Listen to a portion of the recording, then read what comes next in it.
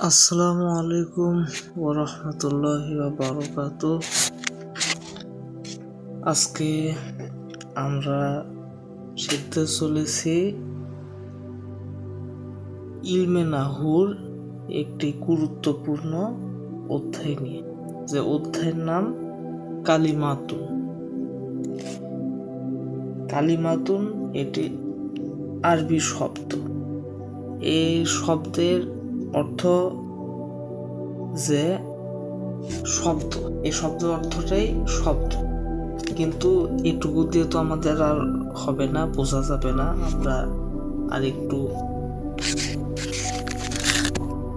আমরা আরেকটু গভীরভাবে বুঝবার চেষ্টা করব।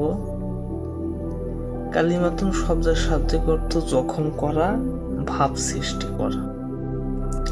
যেহেতু কালিমাতুন ও কালামুন দ্বারা মানুষের মনে নতুন করে কোনো ভাবের উদ্রেক হয়, তাই কালিমাতুনকে কালিমাতুন বলা হয়। এই হলো সেই কালিমা। এখন কোনো ইসিমের বর্ণের সংখ্যা 7টির বেশি হবে না। কোনো একটা ইসিম নিয়ে আর একটু পরে বলছি, তার সংখ্যা 7টির বেশি হবে না। যেমন ইস্তিগফার এবং ফেল এর বর্ণের সংখ্যা 6টির অধিক হবে না। যেমন ইস্তিগফার এবং হরফ এর বর্ণ 5টির বেশি হবে না। যেমন লাকিন। এই কয়েকটা হলো শর্ত। এরপরে ইসিম। এখন কালিমা 3 প্রকার: ইসমুন, ফিলুন আর হারফুন। ইসমুন বা ইসিম শব্দের বিশ্লেষণ। এখন এখানে একটা কথা বলে রাখি যে আরবি শব্দগুলোকে উচ্চারণের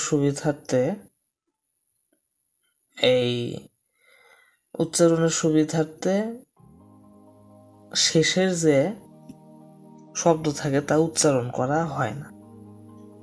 আচ্ছা, ইসিম সব ইসিম এর পরিচিতি। ইসিমের পরিচিতিতে বলা যায়, বসরাবাসী নাহু শাস্ত্রবিদদের মতে ইসিম শব্দটি সুমুন থেকে আসছে, যার শাব্দিক অর্থ উচ্চ হওয়া। ওয়াও বর্ণটিকে বিলুপ্ত করে বা বাদ দিয়ে শব্দটির প্রথমে একটি হামজায়ে ওয়াসল যোগ করে উচ্চারণের সুবিধার্থে সিন বর্ণটি সাকিন করা হয়েছে। হামজায়ে ওয়াসল হলো যা আবার কেউ বলেন ইসিম শব্দ মূলে উইসমুন ছিল, যার অর্থ নিদর্শন বা চিহ্ন। এর কারণ কি? তারা বলেছেন যে ইসিম তার মুসাম্মাকে শনাক্ত করার একটি চিহ্ন রূপে ব্যবহৃত, তাই এ প্রকারের কালিমাতুনগুলোকে ইসিম নামকরণ করা হয়েছে। তবে প্রথম মতটি অগ্রাধিকার যোগ্য। এখন ইসিম কাকে বলে? ইসিম এমন একটি কালিমা বা শব্দ যা 3 কাল তথা অতীত, বর্তমান ও ভবিষ্যৎ কালের কোনো একটির সাথে মিল না হয়ে নিজের অর্থ বোঝায়। সহজভাবে 3 কাল অর্থাৎ অতীত, বর্তমান ও ভবিষ্যৎ কালের সে কোনো সাহায্য ছাড়াই নিজের অর্থ প্রকাশ করে। উদাহরণ হিসেবে রজুলুন আলিমুন, একজন জ্ঞানী লোক।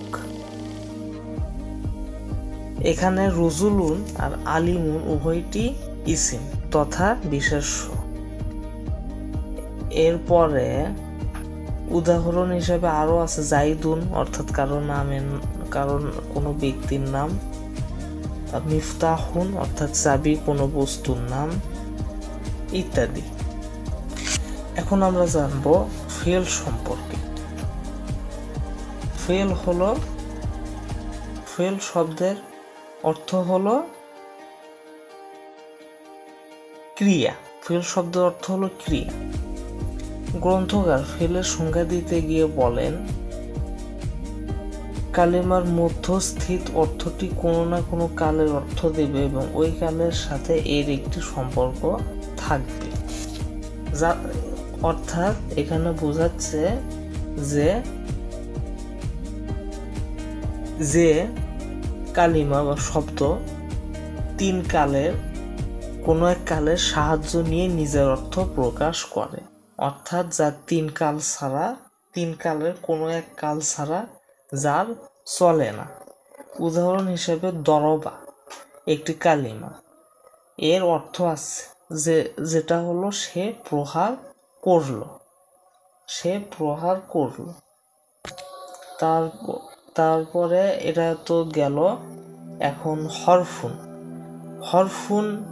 অর্থ অক্ষর। এর সংজ্ঞাটা হলো হরফুনের নিজস্ব একটা অর্থ অবশ্যই আছে, কিন্তু সত্তাগতভাবে সেটা প্রকাশ করতে স্বনির্ভর নয়, বরং পরনির্ভর। অর্থাৎ সত্তাগত মানে নিজে থেকে সে কোনো অর্থ প্রকাশ করতে পারে না। অর্থাৎ ইসিম কিংবা ফেল হতে কোনো শব্দের সম্পৃক্ততা ছাড়া সে তার অর্থ প্রকাশ করতে সক্ষম নয়। অর্থাৎ ইসিম বা ফেলের সাথে তার সম্পর্ক করা লাগবে।